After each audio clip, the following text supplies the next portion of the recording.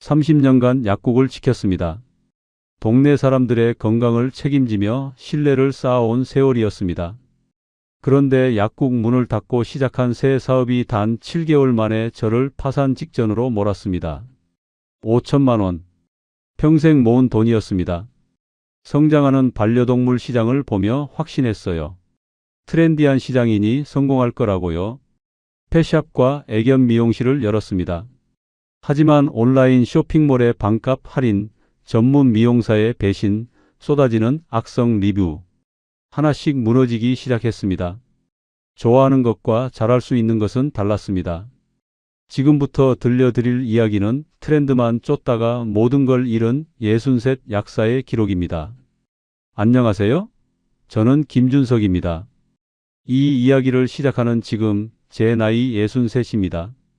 지난해 4월에 30년간 운영하던 약국 문을 닫았어요. 동네 작은 약국이었지만 제겐 자랑이었습니다. 문 닫는 날 아침이 또렷합니다. 약국 진열대를 보며 눈물이 났어요. 저기 놓인 감기약 하나하나, 소화제 한 통 한 통에 30년의 세월이 배어 있었습니다. 새벽같이 문을 열고 밤늦게 닫던 날들. 아픈 사람들을 위해 일요일에도 문 연 적이 한두 번이 아니었어요. 마지막 손님이 나가고 혼자 남았습니다. 텅 빈 약국에 제 발자국 소리만 울렸어요. 40대 초반부터 63까지. 제 청춘이 여기 있었습니다. 하지만 선택의 여지가 없었어요. 대형 약국 체인이 바로 옆 건물에 들어왔거든요. 처방전 고객들이 하나둘 그쪽으로 옮겨갔습니다. 매출이 절반으로 떨어지는데 6개월밖에 걸리지 않았어요. 집에 돌아와 아내에게 말했습니다. 여보, 약국 정리하기로 했어요. 아내는 놀라지 않았어요. 예상했다는 표정이었습니다. 그래요. 당신 고생 많았어요. 그 말에 가슴이 무너졌습니다. 권리금도 제대로 받지 못했어요. 옆에 대형 체인이 있으니 아무도 인수하려 하지 않았습니다. 결국 반값도 안 되는 금액에 넘겼어요. 30년 세월의 대가치고는 너무 초라했습니다. 통장에 남은 돈을 확인했습니다. 6천만 원이었어요. 약국 정리하면서 남은 돈과 퇴직금을 합친 금액이었습니다. 많다면 많고 적다면 적은 돈이었어요. 한 달쯤 지났을 때였습니다. 매일 집에만 있으니 답답했어요. 아침에 눈을 뜨면 갈 곳이 없다는 사실이 저를 짓눌렀습니다.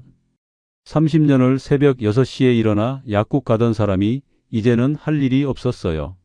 아내가 말했습니다. 여보, 우리 강아지 한 마리 키울까요? 아파트 규정상 가능하잖아요. 저는 고개를 끄덕였어요. 외로움을 달래려면 뭔가 필요했으니까요. 다음 날 애견 분양 센터에 갔습니다. 골든 리트리버 강아지를 봤어요. 2달 된 아이였는데 제 손을 핫더라고요. 그 순간 가슴이 따뜻해졌습니다.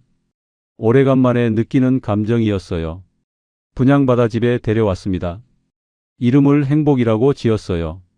행복이는 제 일상을 바꿔놓았습니다.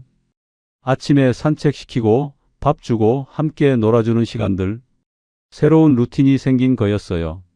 행복이를 키우며 자연스럽게 반려동물 용품을 사게 됐습니다.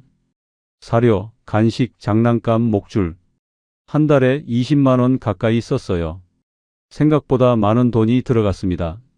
어느 날 온라인 쇼핑몰을 둘러보다 놀랐어요. 같은 제품인데 가격이 천차만별이었습니다. 오프라인 펫샵에서 만원짜리가 온라인에선 5천원에 팔리더라고요. 반값이었습니다. 뉴스를 보니 반려동물 시장이 급성장하고 있다고 했어요. 2024년 시장 규모가 9천억 원에 달한다고 했습니다. 반려 가구가 전체의 30%를 넘어섰다는 통계도 나왔어요. 그때 생각이 들었습니다. 이거구나. 새로운 기회가 여기 있구나. 약국은 사양 산업이 됐지만 반려동물 시장은 성장하고 있었어요.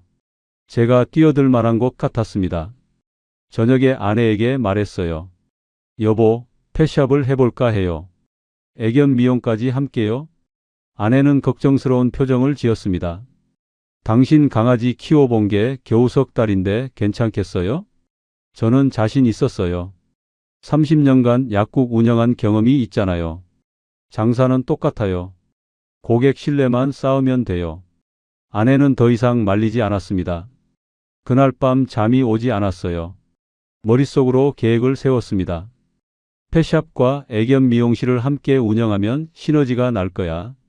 용품 사러 온 손님이 미용도 맡기겠지. 거울 앞에 섰습니다. 63의 얼굴이 보였어요. 하지만 눈빛만큼은 젊었습니다. 다시 시작할 수 있어. 아직 늦지 않았어. 그때는 몰랐습니다. 좋아하는 것과 잘할 수 있는 것이 다르다는 걸요. 트렌디한 시장이라고 쉬운 게 아니라는 것도요. 3일 동안 자료를 모았습니다. 반려동물 시장 보고서, 펫샵 창업 가이드, 애견 미용 교육 정보. 노트북 앞에 앉아 밤늦게까지 읽었어요. 아내가 잘하고 했지만 눈이 말똥말똥했습니다. 통계가 놀라웠어요. 국내 반려동물 가구가 1,300만 명을 넘어섰다고 했습니다. 매년 10%씩 성장하는 시장이었어요. 2032년엔 20조 원 규모가 된다는 전망도 있었습니다. 특히 제 눈길을 끈 건 애견 미용 시장이었어요. 한 마리당 평균 5만 원에서 15만 원, 대형견은 30만 원까지 받는다고 했습니다. 한 달에 고객 100명만 확보해도 500만 원 매출이었어요. 펫샵 용품 마진율도 나쁘지 않았습니다. 사료는 20%, 간식이나 장난감은 30에서 50%까지 가능하다고 했어요. 약국보다 마진이 좋았습니다. 머릿속으로 계산했어요. 펫샵 매출 200만 원, 미용 매출 300만 원, 월 500만 원이면 임대료와 인건비 빼고도 200만 원은 남겠지. 약국 때보다 적지만 충분했습니다. 일주일 뒤 상가를 알아보러 나갔습니다. 집 근처 아파트 단지 상가를 돌아봤어요. 첫 번째 곳은 너무 작았습니다. 두 번째는 월세가 비쌌어요. 세 번째 곳에서 멈췄습니다. 20평 정도 되는 공간이었어요. 입구가 넓고 채광도 좋았습니다. 옆에 대형 마트가 있어 유동인구도 많았어요. 보증금 3천만 원에 월세 150만 원이었습니다. 부동산 중개인이 말했습니다. 이 근처 반려견 키우는 집이 많아요. 펫샵 하시기 딱 좋은 자리예요. 저는 고개를 끄덕였어요. 마음에 들었습니다. 그날 저녁 아내와 상의했어요. 보증금 3천만 원, 인테리어 1,000만 원, 초기 재고 1,500만 원, 미용 장비 500만 원, 총 6천만 원 정도 들 것 같다고 했습니다. 아내가 물었어요. 그럼 우리 통장에 남는 돈이 없잖아요? 저는 괜찮다고 했습니다. 석 달만 버티면 손익분기점 넘어요. 그 뒤엔 계속 수익이 나니까요. 하지만 속으론 불안했어요. 전 재산을 쏟아붓는 거였으니까요. 실패하면 다시 시작할 여력이 없었습니다. 63세의 나이에 재기는 어려웠어요. 다음 날 계약했습니다. 보증금 3천만 원을 이체하는 순간 손이 떨렸어요. 통장 잔액이 3천만 원으로 줄어드는 걸 보니 심장이 철렁했습니다. 인테리어 업체를 불렀어요. 펫샵 인테리어 경험이 있는 곳이었습니다. 견적을 받아보니 1,200만 원이 나왔어요. 예상보다 200만 원 더 들어가는 거였습니다. 벽면 선반, 냉장 진열장, 미용실 욕조와 드라이 테이블, 대기 공간 의자. 하나하나가 돈이었어요. 그래도 깔끔하게 해야 손님이 온다고 생각했습니다. 미용사를 구해야 했어요. 구인 사이트에 광고를 냈습니다. 경력 3년 이상, 월급 250만 원. 며칠 뒤 연락이 왔어요. 32살 여성 미용사였습니다. 면접을 봤어요. 이름은 박지은이었습니다. 경력 5년의 자격증도 있었어요. 전 직장을 왜 그만뒀냐고 물었더니 사장님과 맞지 않아서라고 했습니다. 조금 찜찜했지만 실력이 좋아 보여 채용했어요. 초기 재고를 주문했습니다. 도매 사이트를 통해 사료, 간식, 장난감, 용품을 샀어요. 유명 브랜드 위주로 골랐습니다. 로얄 캐닌, 내추럴 코어, ANF, 1,500만 원이 한 번에 나갔습니다.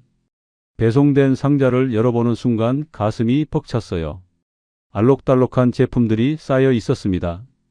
이걸 팔아서 돈을 버는 거야. 새로운 시작이었어요. 인테리어가 끝났습니다. 이 주일이 걸렸어요. 하얀 벽에 목재 선반, 깔끔한 유리 진열장. 뒤쪽엔 미용실이 마련됐습니다. 예상보다 훨씬 멋졌어요. 간판을 달았습니다. 행복 펫샵 앤 그루밍. 행복이 이름을 땄어요. 파란색 바탕에 노란 글씨였습니다. 간판이 켜지는 순간 눈물이 났어요. 내 가게였습니다. 개업 준비를 하며 박지은 미용사와 이야기를 나눴어요. 처음엔 어색했지만 며칠 지나니 편해졌습니다. 그녀는 강아지를 정말 좋아하는 것 같았어요. 미용하는 모습도 능숙했습니다. 지은 씨가 말했어요. 사장님, 미용 가격은 어떻게 책정하실 거예요? 저는 주변 시세를 조사했다고 했습니다. 소형견 5만원, 중형견 7만원, 대형견 10만원. 적당한 가격이라고 생각했어요. 하지만 지은 씨는 고개를 저었습니다. 너무 싸요. 요즘 소형견도 6만원은 받아요. 실력 있으면 7만원도 가능하고요. 저는 놀랐어요. 제 조사가 부족했던 겁니다. 개업일을 잡았습니다. 3주 후 토요일이었어요. 전단지를 5,000장 인쇄했습니다. 개업 이벤트, 사료 10% 할인, 첫 미용 20% 할인. 동네 아파트에 돌렸어요. 개업 전날 밤 잠이 오지 않았습니다. 가게에 혼자 남아 진열대를 정리했어요. 사료를 가지런히 놓고 간식을 색깔별로 배치했습니다. 장난감도 크기별로 정리했어요. 새벽 3시였습니다. 불 꺼진 가게에 앉아 있었어요. 내일이면 시작이야. 30년 약국 경험을 살려 잘할 수 있어. 스스로에게 다짐했습니다. 행복이가 생각났습니다. 집에 두고 온 강아지. 행복이 덕분에 이 일을 시작하게 됐어요. 행복이가 제게 새로운 길을 보여준 거였습니다. 창밖을 봤어요. 어둠이 걷히고 있었습니다. 곧 해가 뜰 거였어요. 새로운 하루가 시작되는 순간, 제 새로운 인생도 시작되는 순간이었습니다. 통장 잔액을 확인했습니다. 800만 원 남았어요. 6천만 원 중 5,200만 원을 쓴 거였습니다. 등골이 서늘했지만 후회는 없었어요. 성공할 거야. 반드시 성공할 거야. 주먹을 쥐었습니다. 63세 마지막 도전. 실패는 생각하지 않았어요. 그때는 정말 몰랐습니다. 트렌디한 시장이 얼마나 냉혹한지, 온라인 쇼핑몰이 얼마나 무서운 경쟁자인지, 전문성 없는 열정이 얼마나 위험한지요. 개업날 아침이었습니다. 6시에 일어나 샤워하고 정장을 입었어요. 약국 운영하던 30년간 늘 정장을 입었습니다. 오늘도 그래야 할 것 같았어요. 가게에 7시 30분에 도착했습니다. 박지은 미용사는 이미 와 있었어요. 청소하고 미용실을 정리하고 있었습니다. 부지런한 모습이 마음에 들었어요. 9시에 문을 열었습니다. 리본을 자르는 개업식은 하지 않았어요. 그냥 조용히 시작하고 싶었습니다. 첫 손님을 기다리며 카운터에 앉아 있었어요. 10시쯤 첫 손님이 왔습니다. 40대 후반으로 보이는 여성이었어요. 포메라니안 한 마리를 안고 계셨습니다. 전단지 보고 왔다고 하시더라고요. 사료를 사셨어요. 로얄 캐닌 소형견용 3kg, 6만 원이었습니다. 개업 할인으로 10%를 깎아드렸어요. 5만 4천 원. 제 첫 매출이었습니다. 손님이 나가고 영수증을 보며 웃음이 났어요. 시작이었습니다. 박지은 미용사도 웃고 있었어요. 사장님, 첫 손님 복 받으실 거예요. 오후엔 손님이 넷이나 왔습니다. 간식 사는 분, 장난감 사는 분, 목줄 세트 사는 분, 그리고 미용 예약을 하신 분. 첫날 매출이 23만 원이었어요. 둘째 날은 더 좋았습니다. 미용 예약 손님이 오셨거든요. 말티즈였는데 털이 많이 엉켜 있었어요. 박지은 미용사가 2시간 동안 정성껏 미용했습니다. 주인분이 결과를 보고 감탄하셨어요. 와, 정말 잘하시네요. 다음에도 여기 올게요. 그 말에 가슴이 뿌듯했습니다. 미용비 5만 원에 개업 할인해서 4만 원을 받았어요. 첫 주 매출이 120만 원이었습니다.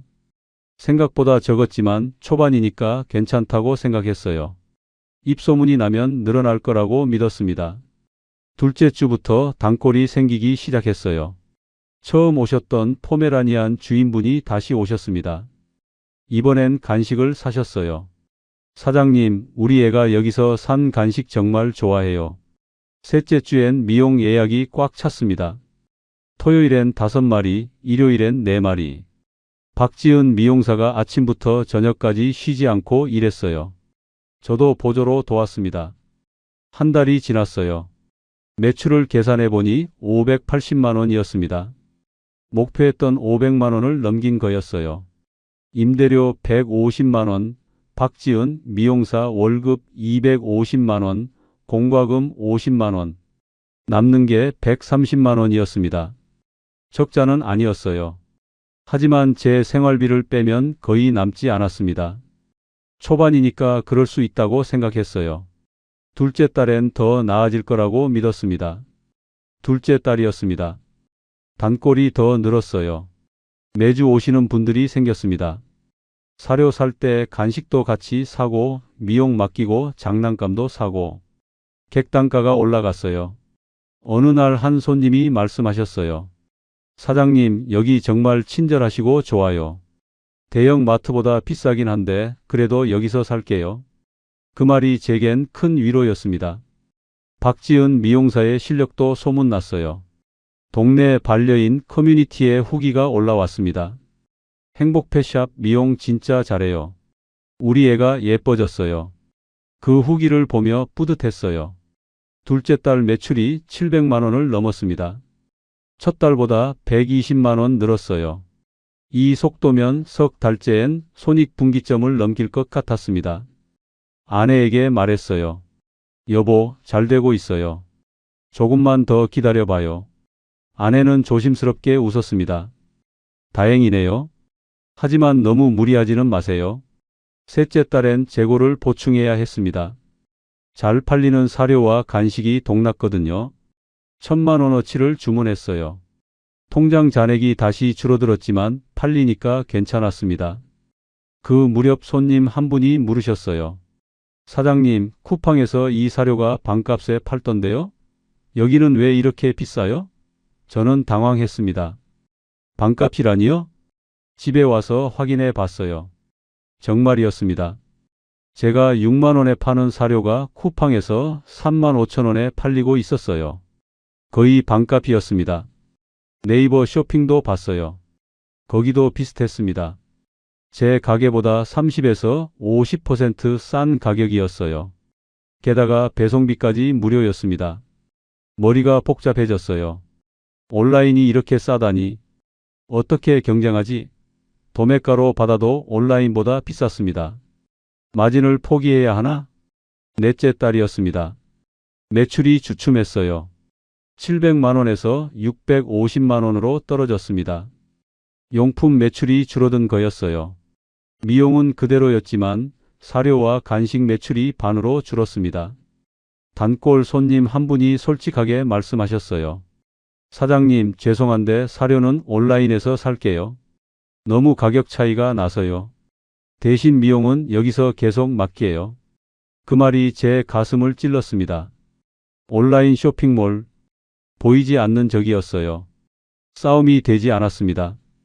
그들은 대량 구매로 도매가를 낮추고 마진을 포기하며 팔았어요. 박지은 미용사도 눈치챘습니다. 사장님, 요즘 용품 매출 줄었죠? 걱정스러운 표정이었어요. 저는 괜찮다고 했지만 속으론 불안했습니다. 넷째 달 정산을 했어요. 매출 650만 원에서 고정비 450만 원을 빼니 200만 원 남았습니다. 거기서 제 생활비를 빼면 50만 원. 초기 투자금 회수는 아직 멀었어요. 그날 밤 통장을 확인했습니다. 잔액이 400만 원이었어요. 처음 시작할 때 6천만 원이었는데 이제 400만 원만 남은 겁니다. 5,600만 원이 넉 달 만에 사라졌어요. 불안했습니다. 하지만 포기할 수는 없었어요. 넉 달간 쌓은 단골이 있었습니다. 미용 예약도 계속 들어왔어요. 조금만 더 버티면 괜찮아질 거라고 믿었습니다. 하지만 세상은 제 믿음대로 흘러가지 않았어요. 진짜 지옥은 이제부터였습니다. 다섯째 달이 시작됐습니다. 온라인 쇼핑몰과의 경쟁에서 살아남으려면 뭔가 바꿔야 했어요. 가격을 낮추든지 아니면 차별화된 서비스를 제공하든지. 박지은 미용사와 회의를 했습니다. 어떻게 하면 좋을까요? 지은 씨가 말했어요. 사장님, 용품은 포기하고 미용에 집중하는 게 어때요? 미용은 온라인이 못하잖아요. 일리 있는 말이었어요. 하지만 용품을 포기하면 매장 절반이 빈다는 뜻이었습니다. 임대료는 똑같이 나가는데 공간을 낭비하는 셈이었어요. 고민 끝에 결정했습니다. 사료 가격을 내리기로요. 온라인보다는 비싸지만 동네 펫샵 중엔 저렴하게. 마진을 10%로 낮췄어요. 원래 30%였는데 3분의 1로 줄인 겁니다. 전단지를 또 돌렸습니다. 사료 특가 세일, 온라인보다 조금 비싸지만 바로 가져가실 수 있어요. 천장을 인쇄해서 아파트에 돌렸어요. 효과가 있었습니다. 사료 매출이 조금 늘었어요. 하지만 문제는 마진이었습니다. 팔아도 남는 게 거의 없었어요. 100만 원어치 팔아봤자 10만 원 남았습니다. 그 무렵 악성 리뷰가 올라왔습니다. 동네 반려인 커뮤니티였어요. 행복 펫샵 미용 별로예요. 우리의 털 삐뚤삐뚤하게 잘랐어요. 다시는 안 갈 거예요. 가슴이 철렁했습니다. 박지은 미용사에게 물었어요. 지은 씨, 이거 누구예요? 지은 씨가 확인하더니 고개를 저었습니다. 이분 처음 오신 분인데 까다로우셨어요. 털이 너무 엉켜서 완벽하게 못했거든요. 해명 글을 올리고 싶었어요. 하지만 참았습니다. 악성 리뷰에 대응하면 더 키운다는 걸 알았거든요. 그냥 무시하기로 했어요. 하지만 그 리뷰의 영향은 컸습니다. 다음 주 미용 예약이 반으로 줄었어요. 단골 손님 한 분이 조심스럽게 물으셨습니다. 사장님, 그 리뷰 봤는데 괜찮으세요? 저는 웃으며 대답했어요. 괜찮아요. 모든 손님을 만족시킬 순 없잖아요. 하지만 속으론 화가 났습니다. 한 명의 악플이 넉 달간 쌓은 신뢰를 무너뜨리고 있었어요. 박지은 미용사가 상처받은 것 같았어요. 표정이 어두워졌습니다. 사장님, 제가 못한 건가요? 저는 아니라고 잘하고 있다고 위로했어요. 다섯째 달 매출이 550만 원으로 떨어졌습니다. 전달보다 100만 원 줄었어요. 용품 매출도 줄고 미용 매출도 줄었습니다. 고정비를 빼니 100만 원만 남았어요.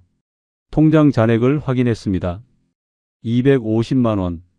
위험 수준이었어요. 다음 달 임대료와 월급을 내면 남는 게 없었습니다. 아내에게 말할 수 없었어요. 걱정시키기 싫었습니다. 혼자 감당해야 했어요. 밤에 잠이 오지 않았습니다. 천장을 보며 계산기를 두드렸어요. 여섯째 달이었습니다. 더 큰 문제가 생겼어요. 쿠팡에서 펫페어 행사를 한 겁니다. 전 품목 30% 할인. 네이버도 따라서 할인 행사를 시작했어요. 손님들이 휴대폰으로 가격을 비교하며 말했습니다. 사장님, 온라인이 너무 싸요. 여기서 살 이유가 없어요. 제가 뭐라고 답해야 할까요? 용품 매출이 폭락했습니다. 한 달에 200만 원 팔던 게 50만 원으로 줄었어요. 4분의 1이었습니다. 진열대에 먼지만 쌓였어요. 박지은 미용사가 말했습니다. 사장님, 차라리 용품은 정리하고 미용실만 운영하는 게 어때요? 저도 그 생각을 했어요. 하지만 이미 재고가 1,000만 원어치 있었습니다. 재고를 처리해야 했어요. 원가에 팔기로 했습니다. 마진 제로. 그냥 현금화하는 거였어요. SNS에 글을 올렸습니다. 재고 처분, 전 품목 원가 판매.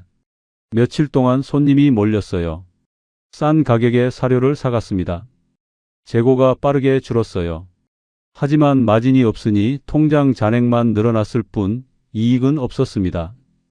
여섯째 달 매출은 400만 원이었어요. 계속 떨어지고 있었습니다. 고정비 450만 원을 빼니 50만 원 적자였어요. 제 통장에서 보충했습니다. 통장 잔액이 150만 원으로 줄었어요. 공포가 밀려왔습니다. 다음 달 월급을 어떻게 주지? 임대료는? 그때 박지은 미용사가 말했습니다. 사장님, 저 상담할 게 있어요. 심각한 표정이었어요. 가슴이 철렁했습니다.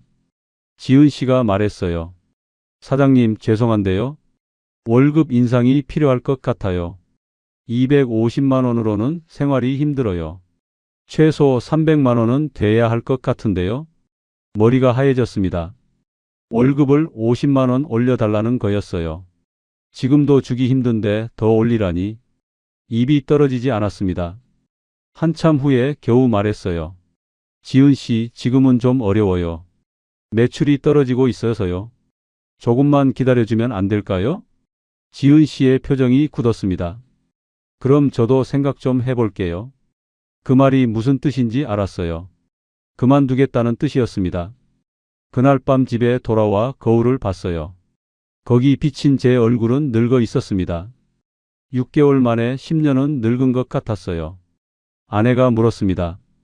여보, 요즘 얼굴이 안 좋아요. 무슨 일 있어요? 저는 아니라고 그냥 피곤해서 그렇다고 거짓말했어요. 하지만 아내는 알고 있었던 것 같아요. 제 눈빛을 보며 한숨을 쉬었습니다. 그 한숨 소리가 제 가슴을 찔렀어요. 그날 밤 잠들지 못했습니다. 천장을 보며 생각했어요. 어떻게 해야 하지? 이대로 가면 망한다. 뭔가 돌파구가 필요해. 하지만 답은 보이지 않았어요. 온라인 쇼핑몰을 이길 수 없었습니다. 가격 경쟁에서 밀렸어요. 전문성으로 승부해야 하는데 그것도 쉽지 않았습니다. 새벽 4시였습니다. 창밖은 여전히 어두웠어요. 저만 깨어서 고민하고 있었습니다. 외로웠어요. 그때는 몰랐습니다. 더 큰 배신이 기다리고 있다는 걸요. 7째 달 초였습니다. 박지은 미용사가 출근하지 않았어요. 전화를 걸었지만 받지 않았습니다. 문자를 보냈어요. 지은 씨, 무슨 일이에요? 답이 없었습니다. 오후 3시쯤 문자가 왔습니다. 사장님, 죄송해요. 오늘부터 출근 못할 것 같아요. 급한 사정이 생겼어요. 짧은 문자였어요. 무슨 사정인지 설명도 없었습니다. 전화를 다시 걸었어요. 이번엔 받았습니다. 지은 씨, 무슨 일이에요? 그렇게 갑자기 그만두면 저는 어떡해요? 제 목소리는 떨리고 있었어요. 지은 씨가 차갑게 말했습니다. 사장님, 월급도 안 올려주시잖아요. 저도 먹고 살아야죠. 다른 데서 더 좋은 조건 받았어요.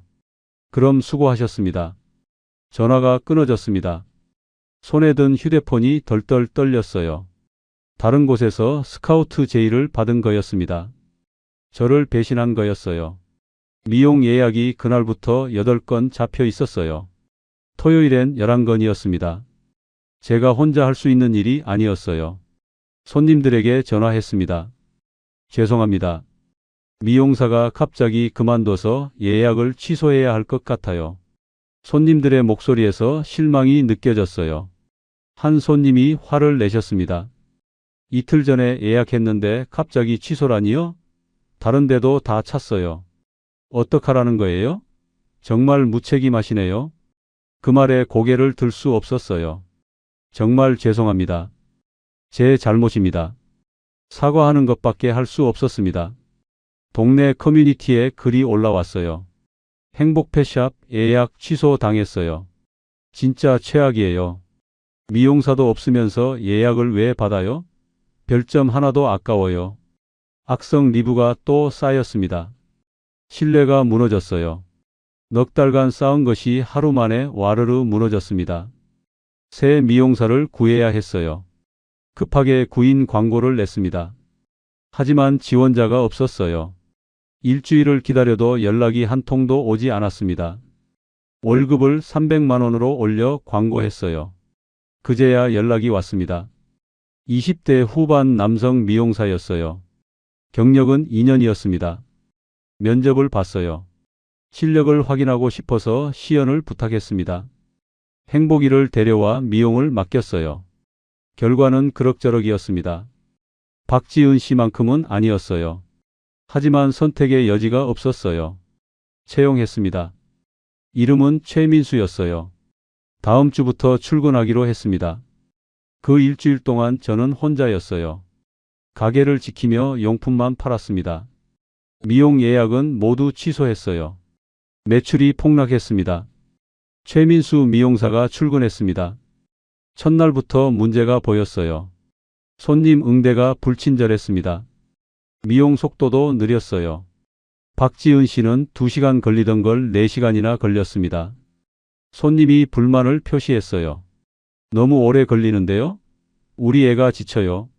최민수 미용사는 대충 대답했습니다. 꼼꼼하게 하려면 시간이 걸려요. 일주일 뒤 또 악성 리뷰가 올라왔습니다. 새로운 미용사 실력이 별로예요. 전 미용사가 훨씬 나았어요. 여기 이제 안 갈래요. 가슴이 무너졌어요. 리뷰를 읽으며 눈물이 났습니다. 모든 게 틀어지고 있었어요. 7째 달 매출이 250만 원이었습니다. 고정비 450만 원, 200만 원 적자였어요. 제 통장에서 보충했습니다. 통장 잔액이 바닥났어요. 마이너스 50만 원. 처음으로 통장이 마이너스가 됐습니다. 손이 떨렸어요. 아내의 비상금을 꺼내야 했습니다. 2천만 원. 결혼 20년 동안 아내가 아껴 모은 돈이었어요. 아내에게 말했습니다. 여보, 미안한데 비상금 좀 빌려줄 수 있어요? 가게가 힘들어서요. 아내의 얼굴이 굳었습니다. 여보, 대체 얼마나 힘든 거예요? 솔직히 말해봐요. 저는 모든 걸 털어놨습니다. 6천만 원 투자한 것, 지금까지 2천만 원 적자가 난 것, 미용사가 그만둔 것. 아내는 말없이 듣고 있었어요. 한참 후에 아내가 말했습니다. 여보, 이제 그만해요. 더 하면 우리 전부 잃어요. 아내의 목소리가 떨리고 있었어요. 저는 고개를 저었습니다. 조금만 더요. 조금만 더 버티면 괜찮아질 거예요. 하지만 제 목소리엔 확신이 없었어요. 아내가 한숨을 쉬며 통장을 건넸습니다. 1,000만 원만 쓰세요. 나머지 1,000만 원은 진짜 비상금이에요. 그것마저 쓰면 안 돼요. 1,000만 원을 받아 들었습니다. 무거웠어요. 물리적인 무게가 아니라 심리적인 무게였습니다. 아내의 평생 저축이었으니까요.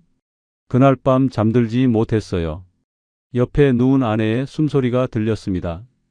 규칙적인 숨소리였지만 제겐 한숨처럼 들렸어요. 8째 달이 시작됐습니다. 상황은 더 나빠졌어요. 최민수 미용사가 또 문제를 일으켰습니다. 손님 강아지를 다치게 한 거예요. 미용 중에 가위로 살짝 베인 겁니다. 피가 났어요. 손님이 화를 내며 소리쳤습니다. 이게 뭐예요? 우리 애를 어떻게 다룬 거예요? 치료비를 물어줘야 했어요. 동물병원비 30만 원. 손님은 그것도 부족하다며 위로금까지 요구했습니다. 결국 50만 원을 줬어요. 최민수 미용사를 불렀습니다. 어떻게 된 거예요? 조심해야죠. 최민수는 대수롭지 않게 말했어요. 강아지가 갑자기 움직여서 그랬어요. 제 잘못 아니에요. 그 태도에 화가 났습니다. 하지만 참았어요. 지금 최민수마저 그만두면 저는 끝이었으니까요. 동네 커뮤니티가 난리였어요. 행복펫샵에서 강아지 다쳤대요. 조심하세요. 글이 수십 개 올라왔습니다. 전화 문의가 쏟아졌어요. 사실 확인 요청이었습니다. 다음 주 미용 예약이 전부 취소됐습니다. 단골 손님들도 연락을 끊었어요. 가게는 텅 비었습니다. 8째 달 매출이 100만 원이었어요. 고정비는 450만 원, 350만 원 적자였습니다. 아내에게 받은 1,000만 원에서 보충했어요. 최민수 미용사에게 월급을 주지 못했습니다. 이번 달만 기다려달라고 했어요. 최민수는 불만스러운 표정을 지었습니다. 사장님, 저도 생활이 있어요. 며칠 뒤 최민수도 출근하지 않았어요. 전화했지만 받지 않았습니다. 문자를 보냈어요. 답이 없었습니다. 또 버림받은 거였어요. 혼자 남았습니다. 텅 빈 가게에 혼자 앉아 있었어요. 진열대엔 먼지 쌓인 재고만 남아 있었습니다. 미용실은 비어 있었어요. 거울을 봤습니다. 거기 비친 제 모습은 초라했어요. 63세 늙은 약사, 실패한 창업가, 모든 것을 잃은 남자. 핸드폰이 울렸습니다. 건물주였어요. 사장님, 임대료가 2달째 밀렸는데요.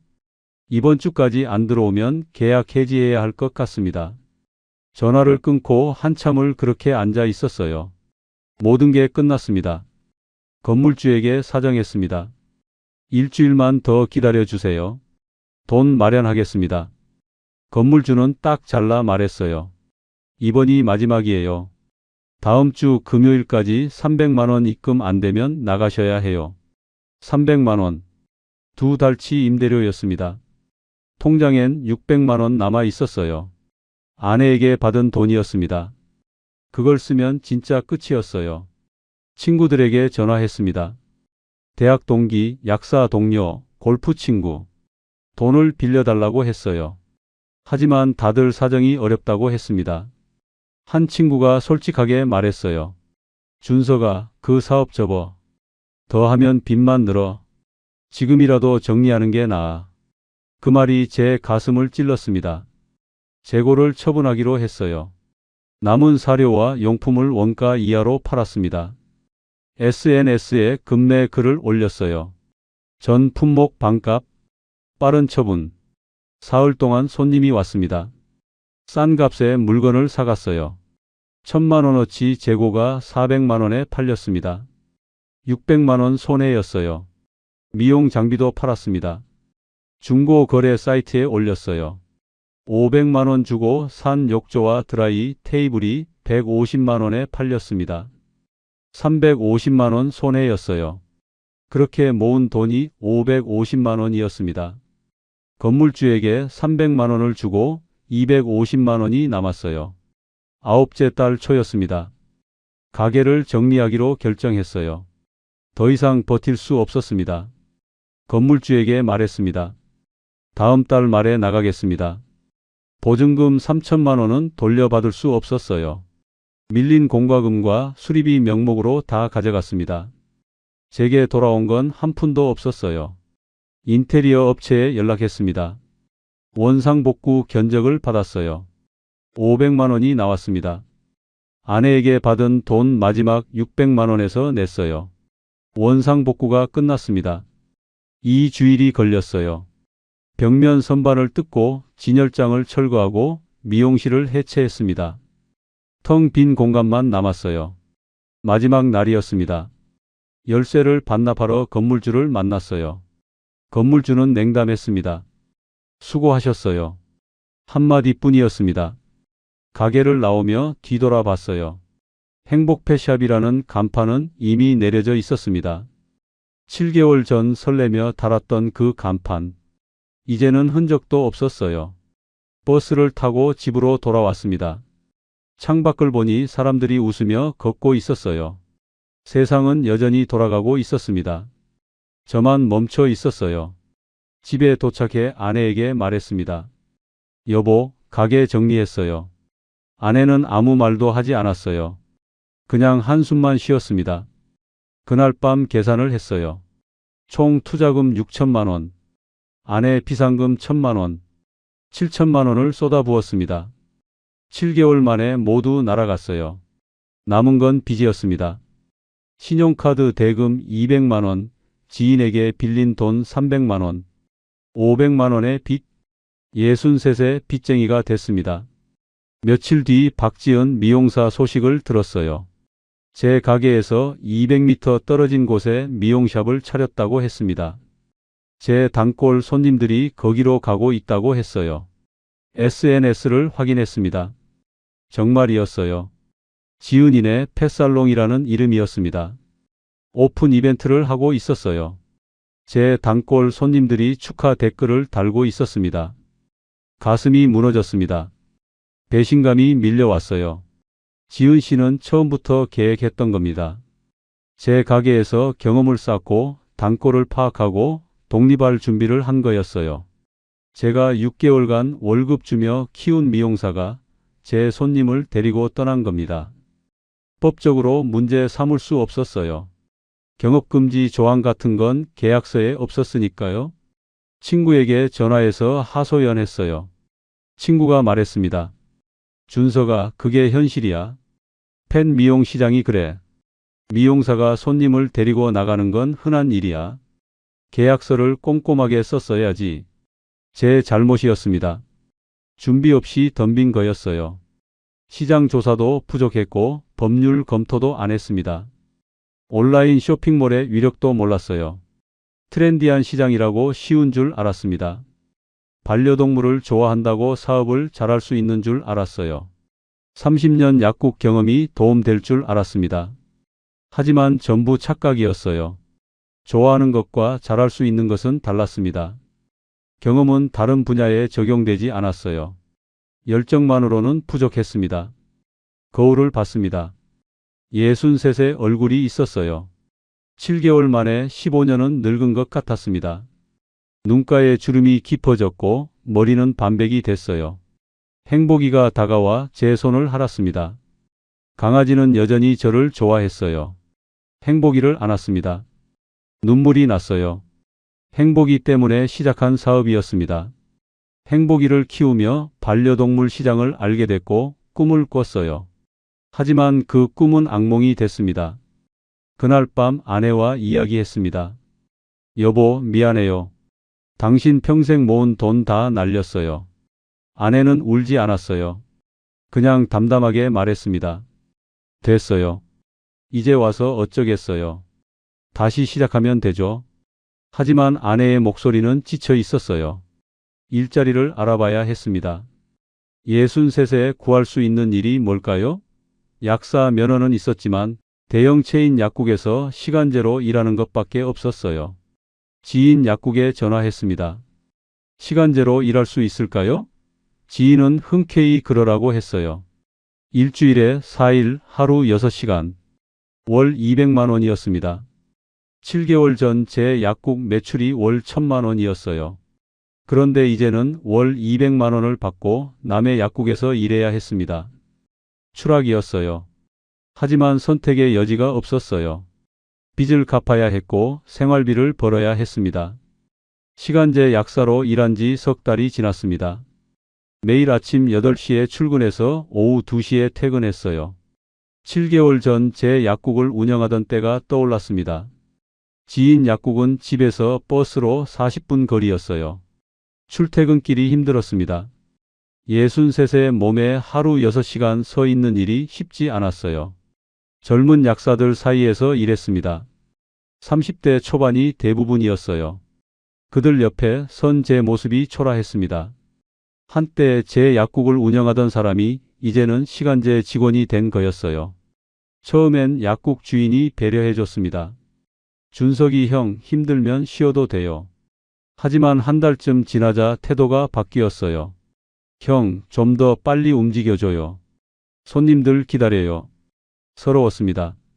하지만 참았어요. 200만 원이 필요했으니까요. 빚을 갚고 생활비를 내고 아내에게 미안함을 조금이라도 덜어야 했습니다. 저녁엔 집에 와서 쉬었어요. 아내는 파트타임으로 일하기 시작했습니다. 마트 계산대였어요. 60세인 아내가 하루 4시간씩 서서 일했습니다. 처음 아내가 일한다고 했을 때 반대했어요. 당신이 왜 고생해요? 제가 더 벌게요. 하지만 아내는 고집을 부렸습니다. 나도 일해야 마음이 편해요. 아내의 그 말이 제 가슴을 찔렀어요. 제 때문에 60세 아내가 계산대에 서야 하는 겁니다. 가장으로서 실격이었어요. 어느 날 마트에서 아내를 봤습니다. 우연히 장을 보러 갔다가 아내를 발견했어요. 계산대에 서서 물건을 찍고 있었습니다. 손님이 짜증을 냈어요. 왜 이렇게 느려요? 빨리 좀 해요. 아내가 죄송하다고 고개를 숙였습니다. 그 모습을 보며 눈물이 났어요. 집에 와서 아내를 껴안았습니다. 여보, 미안해요. 정말 미안해요.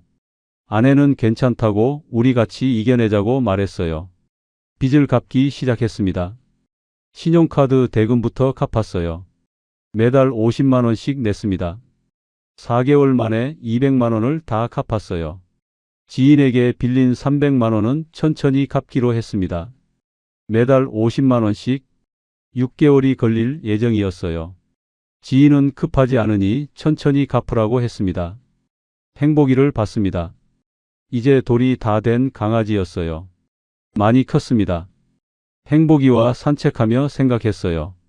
이 녀석 때문에 시작한 사업이었는데 행복이는 제 잘못이 아니었어요. 제가 성급했던 겁니다. 준비 없이 뛰어들었고 시장을 몰랐고 사람을 잘못 봤습니다. 온라인 쇼핑몰의 위력을 몰랐어요. 쿠팡과 네이버가 얼마나 강력한 경쟁자인지 모르고 시작했습니다. 오프라인 매장이 살아남으려면 확실한 차별화가 필요했어요. 전문성도 부족했습니다. 강아지를 좋아한다고 펫샵을 잘 운영할 수 있는 게 아니었어요. 미용 기술도 없이 미용사에게 의존했고 그 미용사가 떠나자 무너졌습니다. 계약서도 제대로 쓰지 않았어요. 경업금지 조항을 넣었어야 했습니다. 퇴사 후 일정 기간 근처에 같은 업종 가게를 내지 못하게 막았어야 했어요. 모든 게 제 잘못이었습니다. 공부 없이 덤볐고 준비 없이 시작했고 계획 없이 운영했어요. 30년 약국 경험이 자만심을 키웠습니다. 어느 날 박지은 미용사를 우연히 봤습니다. 동네 카페 앞에서였어요. 지은 씨는 깔끔한 옷을 입고 있었습니다. 잘 되는 것 같았어요. 눈이 마주쳤습니다. 지은 씨가 먼저 고개를 돌렸어요. 인사도 없었습니다. 제게는 아무 미안함도 없는 것 같았어요. 집에 와서 아내에게 말했습니다. 오늘 지은 씨를 봤어요. 잘 되는 것 같더라고요. 아내가 말했어요. 그럴 수도 있죠. 그 사람도 자기 인생 사는 거잖아요. 아내의 말이 맞았습니다. 지은 씨도 살아남으려고 한 거였어요. 제가 월급을 못 올려줬으니 더 나은 곳을 찾은 겁니다. 배신이라고 할 수만은 없었어요. 하지만 가슴은 아팠습니다. 6개월간 함께 일했던 사람이 제 어려움을 보고도 떠났으니까요. 인간관계의 냉혹함을 배웠습니다. 석 달이 더 지났습니다. 빚을 절반 갚았어요. 지인에게 빌린 돈도 반 정도 갚았습니다. 조금씩이지만 회복하고 있었어요. 하지만 잃어버린 것들이 너무 많았습니다. 7천만 원이라는 돈, 7개월이라는 시간, 아내의 신뢰, 제 자존감. 하나같이 소중한 것들이었어요. 거울을 보며 생각했습니다. 이게 제 현재예요. 63세 시간제 약사로 일하고 빚을 갚으며 초라하게 살아가는 남자. 하지만 포기하지 않았어요. 천천히라도 갚아나가고 일하며 살아갈 겁니다. 다시는 무모한 도전은 하지 않을 거예요. 트렌디하다고 성장한다고 좋아한다고 덤비면 안 됩니다. 철저한 준비와 냉정한 분석이 필요해요. 열정만으로는 부족합니다. 그게 제가 7천만 원 주고 배운 교훈입니다. 지금은 4월입니다. 가게를 닫은 지 7개월이 지났어요. 시간제 약사로 일한 지는 10개월째입니다. 매일 아침 7시에 일어나 출근 준비를 해요. 약국까지 버스로 40분. 8시에 도착해서 오후 2시까지 일합니다. 점심은 약국 뒤편 작은 방에서 도시락으로 먹어요. 처음엔 서러웠습니다. 제 약국을 운영하던 사람이 남의 약국에서 시간제로 일하는 게 자존심 상했어요. 하지만 이제는 익숙해졌습니다. 이것도 제 인생이니까요. 젊은 약사들이 저를 대하는 태도도 바뀌었어요. 처음엔 배려했지만 이제는 그냥 동료로 대합니다. 가끔 잔소리도 들어요. 김 선생님, 이거 좀 빨리 해주세요. 그럴 때마다 마음이 씁쓸합니다. 하지만 받아들여요. 64세 시간제 직원이니까요. 월 200만 원을 받는 사람이니까요. 빚은 거의 다 갚았어요. 지인에게 빌린 돈은 지난달에 완납했습니다. 신용카드 대금도 없어요. 이제 빚쟁이는 아닙니다. 하지만 통장은 여전히 비어 있어요. 매달 200만 원 벌어서 생활비로 다 나갑니다. 저축은 꿈도 못 꿔요. 노후 준비는 이미 물 건너갔고요. 아내는 여전히 마트에서 일합니다. 매일 오후 4시간씩 계산대에 서요. 61살 아내가 저보다 늦게 퇴근합니다. 볼 때마다 미안해요. 어제 저녁 함께 밥을 먹으며 아내가 말했어요. 여보, 괜찮아요. 우리 건강하잖아요. 빚도 없고요. 이것만으로도 감사해요. 아내의 그 말에 울컥했습니다. 7천만 원을 날리고 꿈을 잃고 자존심을 구겨도 아내는 제 곁에 있어요. 그게 얼마나 큰 축복인지 모르고 살았습니다. 행복이는 이제 완전히 다 컸어요. 35kg 나가는 큰 개가 됐습니다. 매일 저녁 산책을 함께 해요. 아파트 단지를 천천히 걸으며 생각합니다. 이 녀석 때문에 시작했던 사업, 실패했지만 후회는 없어요. 도전했으니까요. 다만 방법이 잘못됐을 뿐입니다. 가끔 옛 가게가 있던 곳을 지나가요. 그곳엔 이제 편의점이 들어섰습니다. 행복펫샵의 흔적은 어디에도 없어요. 7개월 전 제 꿈이 있던 자리엔 다른 사람의 꿈이 들어차 있습니다. 박지은 미용사 가게도 봤어요. 잘 되는 것 같았습니다. 간판이 새로 바뀌었고 손님이 많았어요. 지은 씨는 성공한 겁니다. 배신이라고 생각했지만 이제는 아니에요. 지은 씨는 기회를 잡은 거였습니다. 제가 그 기회를 주지 못했고요. 경영자로서 제 부족함이었어요. 요즘 유튜브를 봅니다. 펫샵 창업 관련 영상이 많아요. 성공 사례도 있지만 실패 사례도 많습니다. 제 이야기와 비슷한 사람들이 많더라고요. 온라인 쇼핑몰의 공세에 무너진 오프라인 매장, 미용사에게 배신당한 사장, 준비 없이 덤빈 은퇴자. 다들 비슷한 실수를 합니다. 어제 약국에 손님이 왔어요. 40대 중반 여성이었는데 펫샵을 시작하려고 한다며 조언을 구했습니다. 약사 선생님도 펫샵 하셨다고 들었는데 어떤가요? 저는 솔직하게 말했어요. 저는 실패했어요. 7천만 원 날렸습니다. 쉽지 않으세요? 철저하게 준비하세요. 손님이 놀라며 물었어요. 왜 실패하셨어요? 저는 제 경험을 들려줬습니다. 온라인 경쟁, 전문성 부족, 인력 관리 실패. 하나하나 설명했어요. 손님이 고맙다고 했습니다. 덕분에 다시 생각해 보겠다고요. 그 모습을 보며 뿌듯했어요. 제 실패가 누군가에게는 도움이 될 수 있구나. 지난주 대학 동기 모임에 갔어요. 모두 은퇴했거나 은퇴 준비 중이었습니다. 한 친구가 물었어요. 준서가 너 펫샵 어떻게 됐어? 솔직하게 말했습니다. 망했어. 7천만 원 날렸지. 다들 안타까워했어요. 한 친구가 말했습니다. 나도 치킨집 할 뻔했는데 너 보고 관뒀어. 제 실패가 친구의 더 큰 실패를 막은 겁니다. 씁쓸했지만 의미는 있었어요. 이 이야기를 듣는 분들께 드리고 싶은 말이 있어요. 은퇴 후 창업은 정말 신중해야 합니다. 트렌디하다고 성장한다고 덤비면 안 돼요. 첫째, 시장을 철저히 조사하세요. 온라인 쇼핑몰이 얼마나 강력한지, 오프라인이 살아남을 방법이 있는지 확인해야 합니다. 저는 이걸 무시했어요. 둘째, 전문성을 갖추세요. 좋아하는 것과 잘할 수 있는 것은 달라요. 강아지를 좋아한다고 펫샵을 잘 운영하는 게 아닙니다. 저는 이걸 몰랐어요. 셋째, 계약서를 꼼꼼하게 쓰세요. 핵심 인력에게는 경업금지 조항을 꼭 넣어야 해요. 저는 이걸 안 했고 미용사가 단골을 데리고 떠났습니다.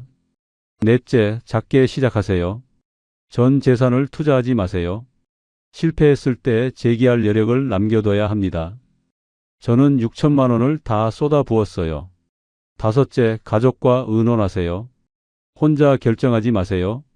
저는 아내에게 제대로 상의하지 않았고 비상금까지 쓰게 만들었습니다.